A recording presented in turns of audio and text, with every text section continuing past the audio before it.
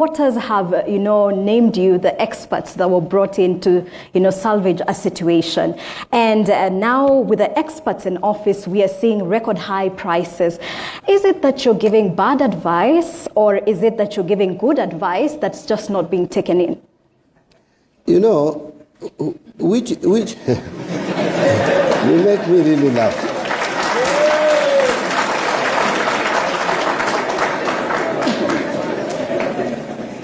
First of all, let me ask you, which minister for finance has experienced a situation where US president decides to go and bomb Iraq? It has probably never happened. And I will tell you, and I started by saying that Strait of Hormuz, some people just mention it and make a joke out of it. That small corridor holds the key to energy prices in the whole world. The energy prices have gone up across the globe. I hear people talk about Uganda, Tanzania. Let me tell you, Uganda and Tanzania are still consuming the stock of March and February. Come to next month, I'll guarantee you, come to next month, their prices will be higher than ours. A month ago, look at the prices in Tanzania and compare it to Kenya. Both diesel and petrol, they were higher than Kenyan prices. It is today that they are lower because they have backlog in terms of fuel consumption compared to us. And when you say this, some people are making a joke out of it, that we are saying Kenya is a big economy. Is it a secret that Kenya is the largest economy in East and Central Africa, and therefore we consume more? And that is not a problem. Kenya is the biggest economy. Our consumption is high. We are consuming products that we imported in April at higher prices than March.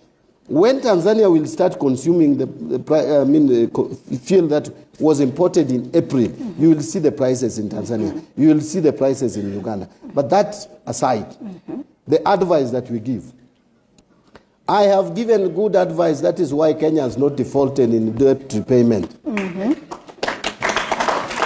My sister, when in 2022, and these are records that are valuable. Yes. IMF said 6 African countries were going to default. 2 of them in this region, Ethiopia, up here, and Kenya, were going to default. It was not about whether they would default. They were going to default. It was just when. Ghana was going to default. Mozambique, Chad, they were going to default.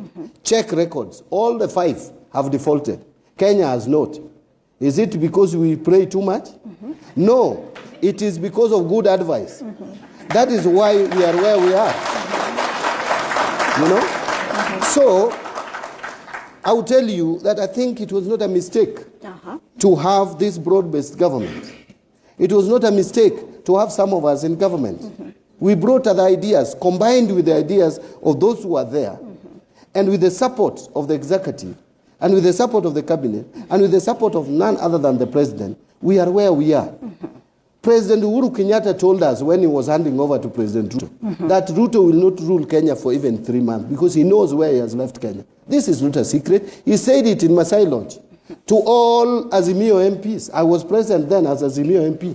I was looking at him and wondering, really? And you are campaigning for Raila to be president, and you are telling us that the next president is going to fail in 3 months because you know where you have left the country. But he was right. Remember, the same Rigathi Gachagua today I see praising Uhuru Kenyatta and saying that he left a strong economy. The same Rigathi Gachagua said Uhuru left exchequer with no money. Did he say it?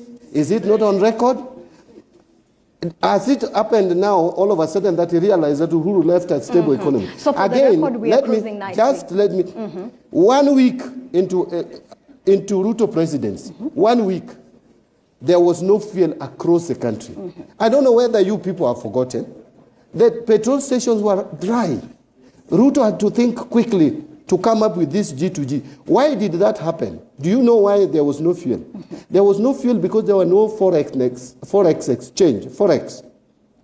there were no dollars in this country. And you cannot import fuel in Kenya shilling. Fuel is not something you buy from Kisumu. Fuel, you bring fuel. Fuel is brought from Middle East. It is brought from India. It's brought from outside. And for you to buy, don't think India, they will take your Kenya shilling. They take US dollars at the bare minimum. Now, there were no dollars in the banks. Dollars were being rationed. Have you forgotten? To the extent that $1 now rose all the way to 160 Kenya shilling to the dollar. All right. Because of an economy that Ruto inherited. We have stabilized this. Today you can see the shilling has stabilized at 129 to the dollar, 130 to the dollar. And then someone comes up and starts saying that the experts have not done much work, that Ruto has not done much work. Yes, we could do more, but we have done a lot. All right.